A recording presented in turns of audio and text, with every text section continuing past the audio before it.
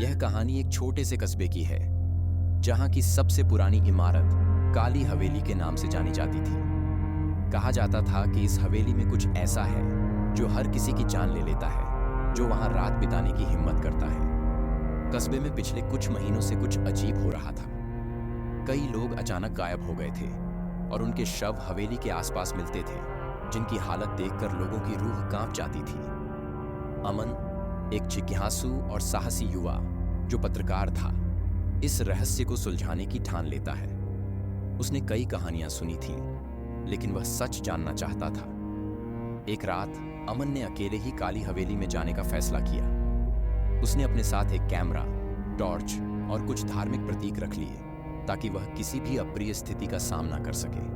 रात का समय था जब अमन ने हवेली में कदम रखा। चारों ओर घना अंधेरा था और हवेली में घुसते ही अजीब सी ठंडक का एहसास हुआ। हर कदम के साथ उसे ऐसा लग रहा था कि कोई उसका पीछा कर रहा है। हवेली के अंदर पुराने फर्नीचर और टूटे फूटे सामान के बीच वह धीरे धीरे आगे बढ़ता गया। तभी उसे एक हल्की आवाज सुनाई दी, जैसे कोई धीमे स्वर में कुछ बोल रहा हो। उसने टॉर्च की रोशनी में देखा कि सामने एक पुरानी तस्वीर लटकी हुई थी, जिसमें एक महिला की तस्वीर थी।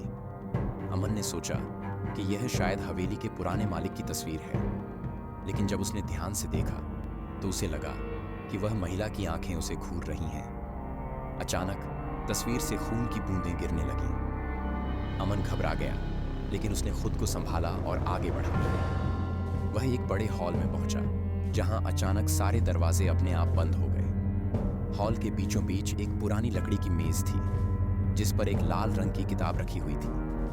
अमन ने किताब उठाई और उसे पढ़ना शुरू किया।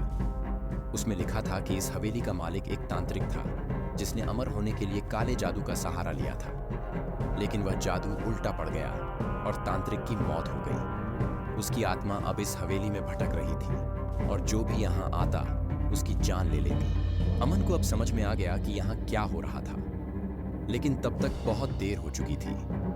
हवेली के अंदर से आवाजें तेज होने लगीं। हॉल की दीवारों से साए निकलने लगे, जो धीरे धीरे अमन की ओर बढ़ने लगे।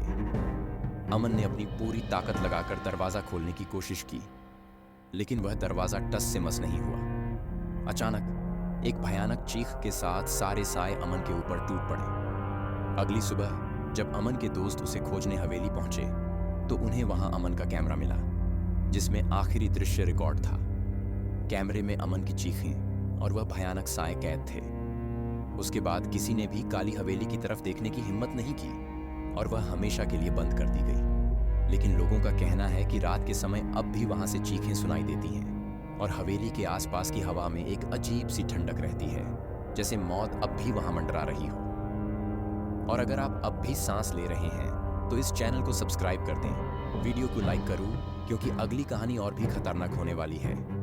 अगर आप उसे सुनने की हिम्मत रखते हैं